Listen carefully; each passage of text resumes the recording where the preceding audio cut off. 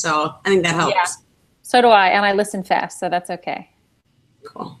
Let me set, I have to set a timer. I'm so bad. We did this out at the Trainer Institute out in California. We ran basically mock workshops, a whole session from like 1 to 6 p.m. of just mock workshops. And we had them doing, the trainers that are certified have been doing this for years and years. We gave them 10 minutes.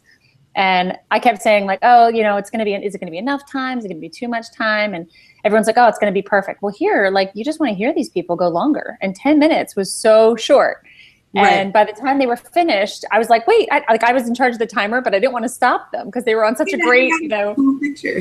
Yeah, I'm like, gosh, don't stop, keep going. And then I'm like, oh, we've got 6 of them. And I'm the one that set up the timing. So I'm like, next time I definitely have to do it longer. Because how does that work? Is it invite or how does that go? The Trainer Institute? Yeah. Oh, the Trainer Institute is, we actually invite our most active trainers from all over the country. So anybody that's done 12 workshops or more in a year, believe it or not, are the most active. So if you do like 1 workshop a month, you're pretty good. And we invite you to come, and PCA pays for your airfare and lodging and everything. If for people that have not been as active, then we invite you to come, but you have to pay your own way, or maybe we'll pay your lodging and you have to pay your airfare, like however it works out. Because there's some people that are really active that can't come. So that leaves spots available for other people. And that's why Rachel was able to go this year. She was literally asked like last minute because we had an opening and they really need athlete certified trainers in Phoenix right now. There's so many athlete workshops that are popping up. So the people in Phoenix are like, hey, do you have anybody in your course that we can put through Trainer Institute? And she's actually doing a workshop on August 19th already, an athlete workshop. Wow. So. Yeah, it's pretty cool. It's pretty cool. When there's a need, we fill it, and she's excited. So it's fun. Yeah. So whenever, can you see your PowerPoint, or do you need me to have mine on, or what? How do you want to do it? I can see it. It's small. I mean, I kind of need it, kind of not. So okay, that's totally. I know what it is. So like, I feel like I'm looking like down, but I'm looking at your face. I'm like, this is just weird. It is weird. It's weird for all of us, and we're all in the same boat. So, and I was telling Jim, I don't know if you followed the thread today. I was telling Jim Wilcon that like, don't worry about how weird it is. It's just the first step. We want to get you out there live. So many people are so much better live in front of an audience. We get that. But my job is just to make sure that you know what you're talking about.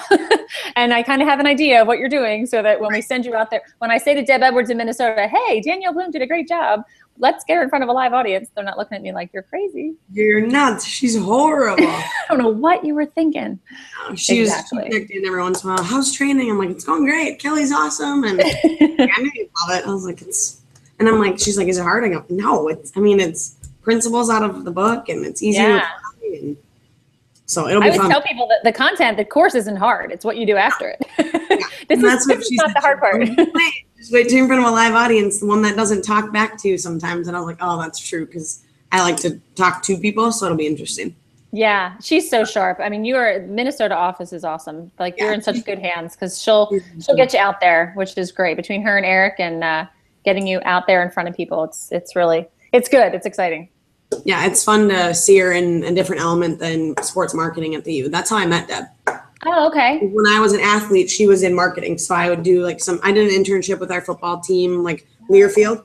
Mm-hmm. So I did it with them. So I kind of met Deb through that, and then just different events, volunteering. And then I saw her at a Team Women, it's called, event. And it was like a networking event. And she's like, what are you doing nowadays? I was like, working and coaching. She goes, all right, we need to meet next Wednesday. Yeah. I'm like, okay. Oh, that's awesome. Yeah. So she kind of pulled me out of the week and was like, and you're going to try this. Let me know. Tell me what you think. So it was good. That's awesome. Yeah. She's so good at recruiting trainers. I mean, she's constantly like sending me names. Like, I want this person. I like this person. And I mean, the whole group of Minnesota trainers is awesome. Really diverse group, but really, really strong. It's exciting to have an area that you feel like you could send any trainer out to any workshop anytime. And that's not always the case. So you're in good hands out there in Minnesota. Awesome. That's good to hear. Yeah. All right. Well, whenever you're ready, I'll set your clock for 15 minutes to show, and take it away. Use me. You can pretend I'm 5 people if you want to. Sounds good. All right. Well, thank you, Kelly, for that wonderful introduction. Like she said, my name is Danielle Bloom, and I'll tell you a little bit more about myself. I want tonight to be interactive and fun and enjoyable. I know a lot of you have been running around, dropping kids off, coaching, things like that. So a little bit more about me. I've been an athlete since I was a young kid. from t-ball to dance. Don't laugh. I know I don't look like a dancer. It didn't last long. Tights was not my thing. Back out to softball and basketball and volleyball. I was a 3-sport athlete here at Elk River High School, so not far from the cities. And I was a basketball, volleyball, softball player. Went on and fulfilled my dream to play softball for the Gophers. And then had an amazing experience, was a captain of the team, so got to have some leadership role with experience with that. And then after I graduated, went and played ball in Europe for the summer. So got to learn a whole different style of coaching and how it works over in Europe, and kind of see the difference in how hard or not how hard they push their athletes sometimes. So I'll kind of share as we go about that. And then as far as coaching, I've been doing camps and clinics since I was a high schooler, coached for the Gophers for a year, and then I have will enter my 3rd season next spring coaching softball at Elk River High School. So that's my background. And like I said, you'll get to know me a little bit more as I share stories of mine or other trainers as we get going. So to end this workshop, the last principle we're going to talk about is called honoring the game. So at PCA, one of the things we talk about and we stress is when you hear the word sportsmanship, a lot of time it's a list of do's and don'ts, especially for youth. Don't throw your helmet. Don't elbow. Don't yell at the ref. Don't yell at your coach. Be nice to your teammates. So at PCA, this principle is revolved around doing things that you want to do, instilling those good principles and those good routines and habits. So before we go on with that, I want to have you turn your eyes towards the screen behind me here, and I'm going to play a video for you. And to set this up, it kind of hits home for me. It's a softball video, and it's a Central Washington softball player named Mallory, and she was leading the conference in home runs. And then their opponent, the girl up to the plate in the video, had never hit a home run in her life. So I'll leave you with that, and I'll play this video. All right. So, the video, it doesn't say, but they actually won an ESPY for this. So I want you now to close your eyes and think, as a coach, put yourself in that situation, and what would be your emotions or your feeling? You can choose either the opposing coach or you can be Mallory's coach. What would you think during this moment? Take a few minutes here to kind of think about it. Now turn to a partner next to you and say one thing that came to mind immediately. The first thing that you thought of. I thought of pride. Pride. So are you Mallory's coach? Yeah. Or are you Sarah's coach? No, Mallory's coach would be the first one, and I would just be so proud. So proud. Would you have expected that from Mallory as your athlete? Probably not. Probably not. Why do you say probably not? Did she portray things? Was she a leader on the team? She was. Yeah, I was just thinking of the girls that I coach, and they probably wouldn't have done that. Okay. They probably would have said, "Yeah, she fell. We're gonna get that run. Missing that run."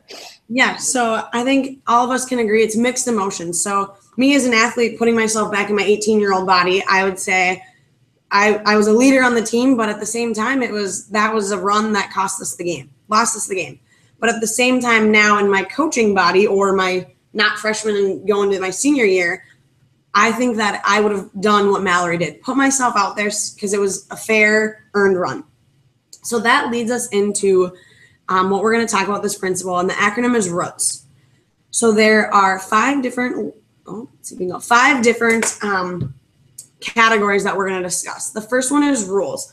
So at PCA, one of the things that we talk about for rules is following the spirit of the game. So not just the, if you hit a ball or you score baskets, it's a certain amount of points. It's the rules of what they mean beyond that number.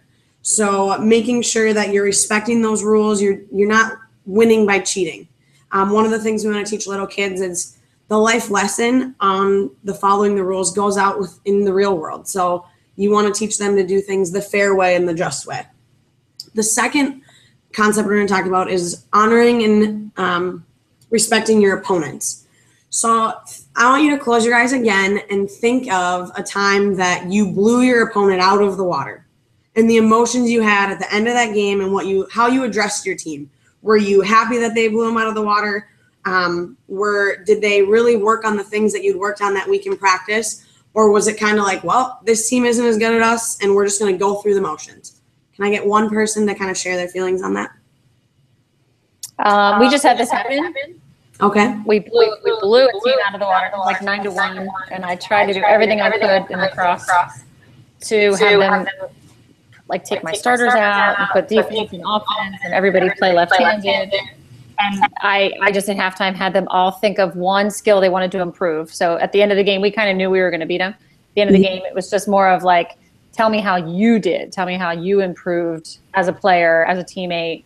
What did you do that was different? What risks did you try to take? That's awesome. So I think all of us can learn something from Kelly's example there, where she turned it into a learning moment and not just a free-for-all, where sometimes I know I've coached games, especially at the younger levels, and it turns into a free-for-all and kids are goofing off or picking dandelions, and you sometimes lose control of the situation. But one of the things that we talk about at PCA is fierce but friendly. So you're going to go out and compete as hard as you can, because winning on the scoreboard is, the number one goal. But obviously learning those life lessons and creating those better athletes and better people is the bottom line there. So in basketball, for example, if you knock someone down, after that whistle blows, helping them up and congratulating them after the game. So that's one of the things as far as respecting your opponents, and you want that worthy opponent, meaning you want that competition. So you want to be able to work hard during practice, and then that Friday night game comes and you have a competitor that pushes you to be your best. The third O stands for officials. Raise your hand if you've ever had a bad official.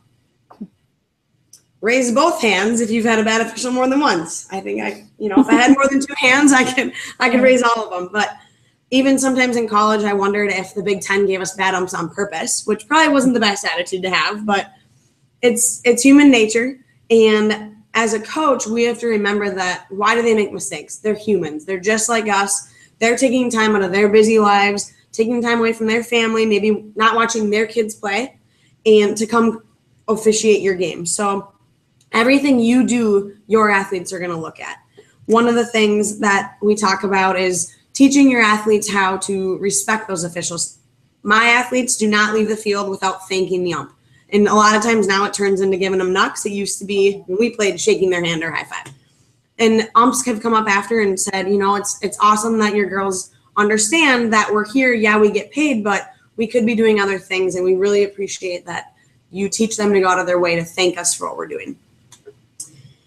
The fourth, the T, is teammates. If you could open to the back of your book, just a blank page in your double go coaching book, here is what I want you all to do. So here's your categories. I want you to think of 5 games, and this is what you have to write. You have to write who you played, if it was home or away, and we're going to say even if you don't, we're going to say we're all coaching basketball right now. So out of all of those 5 games, who you played, home or away, the third quarter, who got the most fouls, or if anyone fouled out, and then if you won or lost. So I'm going to give you a couple minutes. Those are the things I want you to do. So who you played, home or away, third quarter, who had the most fouls or who fouled out, and if you won or lost. Take a couple minutes. All right, raise your hand if you could fill all those categories. None of us. So raise your hand if you could fill 2 of them. Home or away, if you won, lost. Okay. Yeah. Okay, a little bit more hands. Now I want you to do the same thing. So we're going to put ourselves back before our high school days, or maybe in high school. We'll stay in high school. Think 5 teammates, what year you played with them, and what they meant to you. Take a couple minutes. All right, raise your hand if you could name 5 teammates that you played with from before high school down to when you were youth. We have a lot more hands going up in the room. Mm-hmm. So the reason why I did this is to show the value of your teammates. Just thinking back to my college years, what we do now, you play with 22 sisters all 4 years, and every time we get together, we talk about the wins and losses, the big ones, but what we really talk about is the memories, what we meant to each other, and what now we do on and off the field. We're all in that age of everybody's getting married. I have 4 teammates' weddings already next summer. I had 3 this summer. So now it's making memories and reliving and kind of reminiscing when we get together. So really striving to teach your athletes the value of their teammates and how to make them as well as allowing their teammates to make themselves better. Really pushing for that bond. If I'm going to have you guys stand up because I know we've been sitting for a while. I want you to go around the room and you have to get with a partner that isn't in your sport. And how you're going to do that is by demonstrating something in your sport. So if it's softball, if it's hitting, if it's basketball, it's shooting. So I want you to get with one partner. I'll give you a couple seconds to do that. All right. Swimmer, I think that was. Yeah. All right. Now with your partner, I want you to tell each other a few things you do for team bonding. I'll give you a couple minutes. Chat how you do team bonding, not on the field, but away from your sport. Away from the field, away from the court. I want you to come up with a couple ideas of what you do. All right, we'll bring it back together. If I can get 1 or 2 volunteers, and maybe it's if you coach boys, get 1 volunteer. If you coach girls, get 1 volunteer, and let's share some team bonding ideas. So if I can have a couple of people share those ideas. I'm a swim coach, and I do Wacky Wednesday. Every Wednesday before practice, we, for probably about an hour, we get all the team together because all our teams practice at different times. We get the seniors and we get the little 5-year-olds, and I mix them up and put them on teams together. And we do like relay races or water balloon tosses or, some kind of a tag game, something that has to do with water or something goofy or, whipped cream in the face or whatever it is. We just do something absolutely crazy, and all the kids from the whole team of 200 get to come all together for a half hour before practice and just do something that is so fun. That's awesome. Kelly, what are your athletes after they graduate? What's their opinion of that Wacky Wednesday? What do they think about it? They just love it. When you ask the seniors like highlights of this at the end of the season, highlights of the season, this is just for summer swimming, but they all say that Wacky Wednesday, or they all say like, oh, I remember when we had to do the 3-legged race and we put like the 5-year-old in one leg and the 2 18-year-olds on either side. And it's cool too, because for the practices, for the meets, you've got, seniors and juniors cheering on 10 and 11-year-olds, and they wouldn't know each other otherwise because they come up to practice at different times. So it's very cool. That's awesome. And they can then be role models for those young ones to look up to. And they at least now know them by name. Yep. That's great. Can I get one more person that coaches boys to give me an example of what they do? Your name's not Kelly. Yes. Well, my name is Ron. No, but I do know that the high school lacrosse team, there's a pizza place that's within walking distance of the high school. And on Mondays, they actually do it because they usually have a game on Tuesday. And the whole team after practice walks down and they get pizza and ice cream together. And then like the parents pick them up after practice, but they pick them up at the pizza place. So I think it just works because their games are on Tuesdays, and Monday is kind of a good like beginning of the week. And it's just something that the team does. And I've made the mistake of going in to get pizza on Monday nights before and going, whoa, wait, I forgot it was lacrosse night. You'll never do that again. Yeah, exactly. But it's something they really, the teams, and I notice too when I go in there, like the teams are all sitting together. It's like not the seniors sitting at one table. It's all the kids mixed in and they're all having a good time. So that's awesome. That's awesome. Thank you for sharing. Both very good examples. One of the important things to take from those, I'm stealing Wacky Wednesday for sure. I stole it. It wasn't me. It was my kid's swim coach. Especially as a spring coach, we spend a lot of days inside in Minnesota, so it gets a little rough sometimes.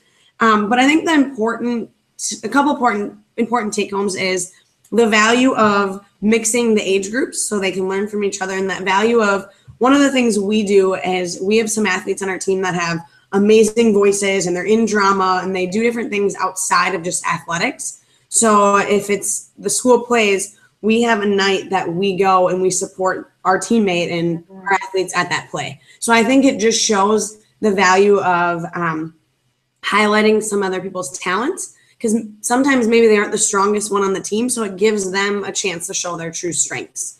So they get to kind of be the limelight and the star for the night, which is awesome. So hopefully you can share some of those ideas that you got from your partner and take those back to your teams. The last element of roots is self. Very important, coaching boys or girls, especially at a young age, because they're so impressionable, to teach them how to value themselves as a person, not just an athlete. So that saying of the name on the front's more important than the name on the back, I think really comes in through here, and showing that athlete that just because they make a mistake on the field doesn't mean they're any less of a person, or teaching them how to respect themselves outside of athletics, and then knowing that you're there for them and that, bless you, that you're there for them. And then this also applies to us coaches, and knowing that, again, we have all those little eyes looking up to us and watching us. So however we handle and treat ourselves, and if we say something that counteracts what we're doing or not walking the talk and talking the walk. It definitely reflects. So it's kind of the look in the mirror aspect. So that is roots. And we'll keep going here. The slide behind me, the importance of creating a culture. So through honoring those 5 areas creates your culture. So culture isn't something that you have to map out. Like if I sit down, it's going to be something that's created by your actions and what you share and how you direct your team. So even if you think, I've never really worked on my culture, well, you have, just by what you've told your athletes, what you've told your teams, what you've told your parents.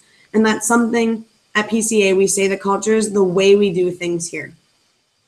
So really focusing on setting that standard and getting that out in front right away. So there's no gray area. Your athletes know what to expect of you and how you're going to act. You know how they're going to act, and bringing in those parents because they're a part of the team as well. What you expect from them during games. Great. That's your time, but you can keep going if you want to finish up. Oh, you talk more than Ruben.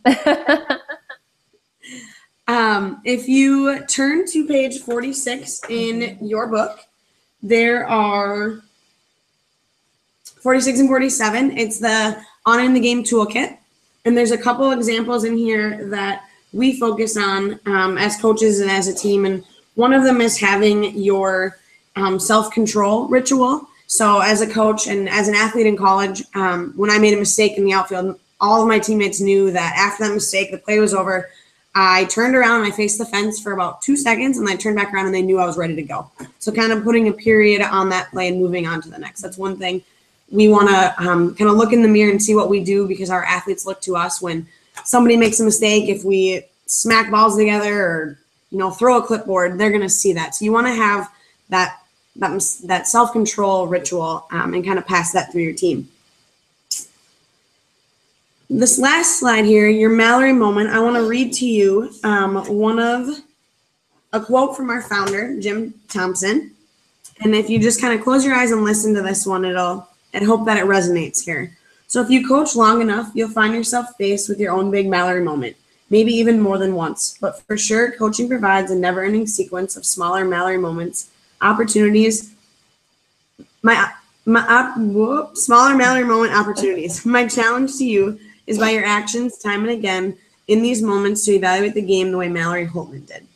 So I want to thank you all for coming tonight. I hope that you can take some of the valuable tips from your fellow coaches, from myself. I know I learned a lot from you guys with your examples and your stories, and just take these back to your teams and know that it's not changes that happen overnight. It's stuff you have to continue to work on and continue to work for your athletes. But thank you all for coming, and have a good night. Woo-hoo! Yay. Good job. Thank you. You're welcome. How do you feel? What did you like about what you did? I changed some of my examples. So the way I presented to you about having those, can you name 5 things? When I said it to Ruben, I said, can you remember 5 games when I talked about blowing out a team, and I can remember all of that. And I said, is that fun? Mm-hmm. And he stumped me by saying, well, sometimes it is fun. Sometimes it's nice to not have to worry. And I was like, oh, crap. Where do I go next?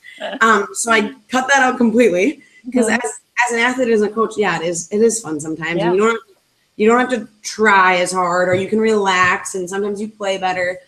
And then when I gave you can you name 5 things? I stole that from you, by the way. Can you name 5 things? I made it too easy for him, because he's like, Danny, can you remember 5 opponents and a score? And I was like, probably. Mm-hmm. And he goes, well, some of your coaches in the room will be just as hardcore, and they might, so they'll raise their hand, and then you'll get the people not the naysayers, but the ones who are really, so where's your point kind of thing. Yeah. So he said, make it harder. So that's when I was talking to my husband, Kyle, and we're eating dinner. I was like, hey, can you name 5 games and tell me what happened in the 7th inning of all those games and make the last out? And he's like, no, who can? And I was like, perfect, thanks. There you go. I'm gonna ask Kelly. Good. I think I'll get better at, and obviously, like you said, it's harder now because the 2 to 3 minutes of the timing will flow with the audience. Right. But when I was with Ruben, I probably was a little nervous because it was my first time saying it through a camera. Yeah. So I obviously went over a little bit, but kind of just honing those in and honing in the examples. And one of the examples I left out that I was going to tell you tonight, and then I ran out of time, was I was talking to, I don't know if we talked about it when we did our trainings, but did we ever talk about blow pop suckers? No. And giving coaches suckers? Okay, so I shared this with Ruben. So I was at a meeting for work with an Ameriprise. He's like the field vice president of Ameriprise here in Minnesota. Okay. And I was meeting with him for my job, and his name's Terry Leindecker, and he's a big soccer player in Minnesota, and he does all these camps, and he played at St. John's. He's a big guy, big name. Okay. And he said that I brought up positive coaching lines, and we were literally talking for half an hour just about coaching. And then I was like, I have a job to do. But one of the things he does is when he's coaching, he realized that there's really no way when you're hearing other coaches scream at their athletes, there's nothing you can really do about it. So one of the things he started doing with himself and his parents and then his fellow coaches was he loves suckers. Like that's his big thing, like blow pop suckers he loves. So he kind of was like, I'm going to bring these to a game, try this out. When my parents come unglued, I'm going to walk over, hand them a blow pop sucker, and literally he's like, it worked. They just looked at me and they're like, all right. I get it, right? I got it. Yeah. Got it. So that's kind of like his thing, and his athletes love it. They think it's hilarious. They love it that then, their parents aren't yelling at them. So they're at this tournament, and it was one where like, I never played soccer, so but it was one of those where the fields are back to back, right? And it's all these little kids everywhere. There was this coach who was just screaming. He's like, Danny, you could hear him echoing through the stadium. And he was coaching girls this weekend, and his girls looked at him and they're like, Coach, go give him a sucker. And he's like, I don't know if I should do that. And they're like, come on, coach. Like, those kids don't deserve that. Like, that's, he's so mean, because they were little. And he's like, oh, what can I lose, right? He was running the tournament. He walks over, he taps the coach on the shoulder, and the guy turns around and he goes, here you go. And the coach goes, thanks. And as Terry was walking away, his athletes were like, Coach, why did he do that? What is that for? And he goes, I think I know why. And after the tournament, he came up and like acknowledged Terry and said, hey, thanks. And that's one of my weaknesses as a coach, and I got to work on it. But so, yeah, it was kind of like one of those, like, I'm like, we just talked about this in training the other night. And so then we were talking about PCA, and I think I'm going to send him info because I think he'd be really good at it, but he's really busy. But that's awesome. Yeah. And that's, I mean, parent, we actually have ones. Did I show you guys that we have, pops that say honor the game on them? Like PCA used to sell parent pops that you could buy on their website, and coaches could buy them by like the bag full. And they were huge. They were like those big, gigantic round ones, but they tasted terrible. Apparently, but they tasted horrible. But they said like honor the game on the. So we called them parent pops.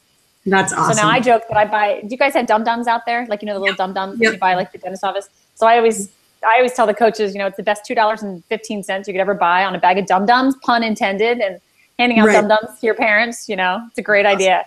That's awesome. I always bring them to workshops too, by the way. Just keep them in your bag for the bribery, whatever you need. It's like, oh, by the way, you know what these are used for? Yeah, exactly. You can have one too. That's awesome. Well, I think you did a great job. I was really into what you were saying. I think you have just a immediate likability. Just your smile, you're kind of relaxed and casual, and it was conversational. I didn't feel like you were trying to like be the boss and be the expert on everything, but you definitely know what you're talking about from your coaching experience and playing experience. And I love the fact that you were a dancer. I mean, I think it's cool that really, because there's a lot of parents out there and coaches that are like, oh, my kid has to be this awesome athlete when they're 8 years old. You tried dance. It wasn't your thing. You also played volleyball. You played basketball. And that is, I think that's really crucial, because so many people, especially today with the kids, dropping every other sport and just playing softball. Yeah. And I think more and more the press is starting to realize that, these athletes, especially, they just did a whole interview about the World Cup soccer team. And like 9 of the girls on the World Cup soccer team were at least 2 sport athletes in high school. So I think that's really important. I wouldn't brush over that too quickly, because that is something that Positive Coaching Alliance really believes in, that at least until you're 16, play as many sports as you can and give your body a rest between, and it's, it prevents burnout. So I always bring that up at my athletes, that I did play 3 sports in high school, and I can tell you, 2 of those sports I was lucky enough to be able to play in college, and that doesn't even happen anymore. That's awesome. What I learned on the basketball court helped me be a better lacrosse player. What I learned on the field hockey court, game or whatever. I was a gymnast when I was young, well, how did that help me? It helped me with my body control. I mean, it really did. Like there's little things that are, I just wouldn't brush over that too quickly. Cause I think it's really valuable, especially somebody that's gone through and played softball to the level that you have, to be able to say, guess what? I played other sports too, even in high school. And that was important. And the fact that you played in Europe and that you've seen it all. So I think that's really cool. I think you did a great job. Just your phraseology, if I want to call it that, just the way that you had certain things that came, like you said the word life lessons a couple times. You said, fairness, routine. I mean, this is stuff that is just who you are, and you realize the value of it. And you did a really nice job plugging that into the honoring the game principles, which I thought were really good. The one comment I have is you need to smile more.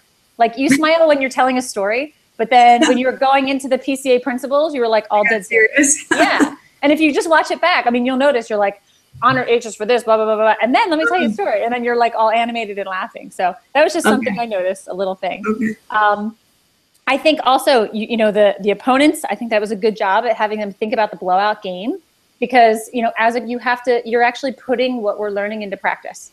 And that's really important to say, okay, what do you say to your team? Of course, all of us are like, phew, thank God that was a joke of a game. And I don't have to be too coachy because that was so easy. So it's good to get coaches to think about this. But I would also flip it the other way. How do you, if you're going to have them think about that, maybe have half the room think about when they've been blown out and the other half think about when you're blowing out, because it's just a good conversation on both ends. Right. And it's also good to have the coaches realize that at some point you're going to be on the other end of it. So that was just one suggestion I had. I like the fact that you brought up your own personal example, that your team always, fist pumps the umpire and thanks them. That's a little detail that's just part of who you are as a coach. But I bet there's at least, 20 coaches in your audience that are like, oh, I never thought to do that. And it's just, you're like, that's just something we do. And it's really important and it's really valuable. But a lot of people don't do that. So I think that's great to put that in there. It's funny when you said 5 games and home and away, and I'm like, I wrote, my first comment was 5's way too many, like have them think of 3. But then when I heard your point, I was like, okay, yeah, I know what she's doing. But when you said, the only thing I would tweak on that is when you said, I'm going to give you a couple of minutes, like, are you really going to give them a couple minutes to think about it? Or are you going to just let it go? Just be like, see, it's really, can anybody do it? Is it right. Okay. So you have to kind of think about like, because at first I'm like, okay, I've got 3 minutes to do this or a couple minutes to do this. I'm like, this is going to be really hard. Like maybe give them 1 minute and then say, is anybody struggling here? Or, know. Because I mean, they'll get the point quicker too. Right. And then I would have them do the teammates. And I wouldn't necessarily say, the teammate, the year you played and what they meant to you, or even just, I mean, that might even be a lot to write down, but I would have them write down, find out how easy it is to write down the name of 5 teammates that meant something to you. That remember, I mean, the year that you play the sport, I think they can probably figure that out, but that would be more of a, what did they mean to you? Why was this person important to you? Why were they a good teammate? Something like that. Or why were they a good friend? And I would physically have them write that one down and maybe share it with somebody, because that is easy to rattle off. I love the fact that you had them go around and share team bonding activities. I think that's a great idea. I also like the way you had boys and girls share, because there's a lot of different ideas at workshops that come from boys and girls. And I'm blown away sometimes when I hear some of these things that the boys teams are doing that I'm like, really? Like you did? I had one guy tell me about this sunshine circle he does with his football team. And he's coaching in like Thousand Oaks, California, like inner city high school football players, and they lay down and put their helmets together in a circle to make a sun, and they call it the sunshine circle. And they have to sit and they do visualization, and then they think about their teammates, and then everybody goes around the circle and says something that will, like something positive that happened or something they learned or some value they got from another one of their teammates. And when I just heard this, I'm like, that's something girls would do, but I wouldn't think. I was just going to say inner city boys. Yeah, exactly. Inner city football players. And he said, the kids actually ask for it. Like they're like, that, Coach, can we do another sunshine circle? And I was like, so it's, they got positive feedback in their life. Exactly. And he's like, and it looks really cool to have 60 guys all in a circle with their helmets in the center and their legs on the outside. So anyway, I thought that's really cool. That you recognize boys and girls and saying, and I love your example of going to the school play and supporting them. One of the things that I always ask the high school that I bring up sometimes too is, go to the school play even if you don't know anybody in it. Because when you're talking to, this is just between you, like when you're talking to high school athletes, a lot of times they as a group, they might have a reputation. And if you see the whole girls softball team that's going to the school play to support the school play, like just support other activities that are going on in the school. And, it's just a way to show pride. Of you're just a jock. Yeah, exactly. But it's even better if you know somebody in the school play, right. Which is even better. I love the quote. I love that too. The name in the front is more important than the name in the back. I thought that was great. And I like that you said too, like the mirror, bringing up the idea of a mirror. We do that in our athlete workshops too. We talk about the mirror versus the window. And, sometimes it's important when you go home and stare at yourself in the mirror, are you proud of the person that you're looking at? Right. So I thought that was really cool too. I thought your pace was great. I wouldn't worry about going faster or slower. The one thing that I would recommend is that you realize that answering, like when you joked about like, oh my gosh, I talk more than Ruben. Answering questions takes a lot of time. It really does. So if you're thinking like, okay, I've got 20 minutes for honoring the game, and you ask 4 questions of the audience, or do like, 4 activities where they're talking to somebody and then sharing, each time they talk or share or ask a question, it takes like 2 or 3 minutes. So you add that up to 4 questions or activities, like stand up, sit down, go around the room. Yeah, I mean, that's 12 minutes of the audience talking. So that means translates into you only get 8 minutes to talk. And it's, it's a short workshop. Right. It really is. Yeah. And honoring the game especially is the one that gets squashed at the end sometimes, because you're like, holy crap, what time is it? Oh my gosh, I only have 10 minutes to do this whole principle. So yeah, but it's, and I've seen a lot of trainers when they get tight on time at the end, they just go, blah, blah, blah, blah, blah, they run through honoring the game. And it's really an important principle, and it's got a lot of meat to it. There's a lot of stuff you can do with it. So just take into consideration when you're practicing, build in time to share, because you don't want to rush anybody either. I used to do that a lot too. Like, oh, Danny, share your experience with me. And then you start going on and on and on. And I'm like, okay, great. Well, let's go on to the next person, Yeah. I mean, and you have to practice. Like, there's got to be a nice tactful way to do that. You're like, oh, thank you so much. I'm sorry, but we really have to move on. I'd love to hear more about it afterwards. Or if we have time at the end, can you expand on that story or something like that? Okay. Rather just going, shut up, dude. Let's go. Here's a sucker. Yeah, exactly. There you go. Shove it in your mouth. I just thought you did a great job at the even in the end. Thank you for coming. Thank you for thanks for being here. Thanks for taking your time. I also go one step further. I heard a trainer actually from Phoenix say, you know what, thank you for coaching. And I thought that was really cool to add, like, thank you for taking the time out of your schedule, but even more importantly, thank you for coaching. Thank you for making a huge impact. And it just hit me all of a sudden when he said, thank you for making a huge impact on these kids every day. And a lot of the coaches probably don't realize the impact they're making, but at the end of your workshop, when they're sitting there like deer in headlights, like, oh my gosh, I just have information overload. And they hear somebody go, thank you for taking the time to do what you're doing, to make an impression on these kids, so that someday they can go and pass it forward, pay it forward, and do it for their kids and when he said that, I was like, that's awesome. I don't think to thank them for coaching. I just thank them for coming. So I just wanted to add that too.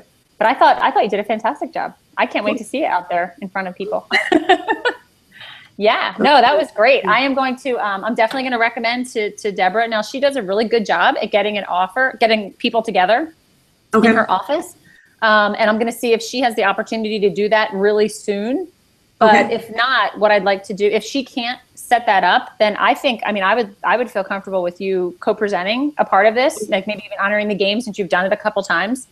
Yeah. So what I'll do is I will let her know, and I'll let Eric know, because Eric's in charge of Minnesota, that I definitely will recommend you to be doing that. And then I can send you a list of when the next couple workshops are coming up. In August, it's really, really busy everywhere. So if you want to even get out to see, have you been to a few or a couple? I watched Kelly Royceland present a tennis workshop, and neither of us had ever played tennis. Okay. And so you could tell she was like, and she told me before, she's like, never done a tennis workshop. Yeah. But here, we're going to go with it. And she's like, and crowd's quiet. We don't really know each other that well. And volunteer. I was like, oh, okay, I can do that. That's exactly what you do. You sit right in the middle of the audience and you pretend like you're one of the coaches. That's great. That's great. Well, I would love, and as I said, we'll look at the schedule. I don't have it in front of me, but we'll look at the schedule and we'll see what's coming up in Minnesota. And if there's, a trainer, I'd like to put you with obviously like a veteran trainer that's been doing it. We've got a lot of new trainers in Minnesota. So I think we'd like to get you with somebody that's been doing it a little while. Okay. And have you, present part of it with them. And then that's what we do. You would present part of it. that trainer would say, yeah, I think she's great. She's good to go. And then we would put your first workshop, live workshop would probably be with ideally like a youth softball team, like a youth team that you feel comfortable with, a smaller audience, not exactly 100 people in a room. And we always, for the first workshop out, we always put you with a mentor trainer. So they're not supposed to say anything or do anything other than to support you, but at least, they have your back in case something happens. And then after that, you're on your own. So I'm really excited. You did a great job. Thank you. Thanks for taking the time to listen. Question for you. Sure. Does Joel Maturi still do it here in Minnesota? Do you know? Does who? Joel Maturi. He was our old athletic director at the U. I don't recognize the name. I thought he did. I thought Deb said he was. Maybe he isn't. Maturi? Mautri. Maturi. Maut. And maybe I misheard Deb. I thought she said Joel, one of the trainers. It's right up his alley if he isn't. I'll have to look it up. He's coached forever. And then he was the University of Minnesota athletic director until his last year was my senior year. Okay. And then now I'll look it up. If you've been watching the news. Then what did you say? I don't know if it made national news yet or not, but the U's looking for another athletic AD. There you go. Okay. Athletic director. No, I didn't hear about that. But yeah. That's cool. I'll have to I don't recognize the name, but I don't do a lot directly with Minnesota. Okay. So if he hasn't come through the training course in the last year and a half, I probably wouldn't. I wouldn't know, but I don't recognize the name. How many training courses do you do? This is the sixth one. I do 4 a year. Okay. So we usually do it this is the kind of the last one. The PCA year runs September to August, like the fiscal year. So the first one will start in September. I usually do one in September, and then I start the next one December, and we do it kind of over Christmas break, which works great for some people and bad for other people. Yeah, it's just good for people that a lot of school people, a lot of teachers and coaches like that like having it over Christmas break. And then the next one is usually in February. And then so I do September, December, and then usually May, and then another one in June, February to June. So yeah. And do you still go do workshops then too?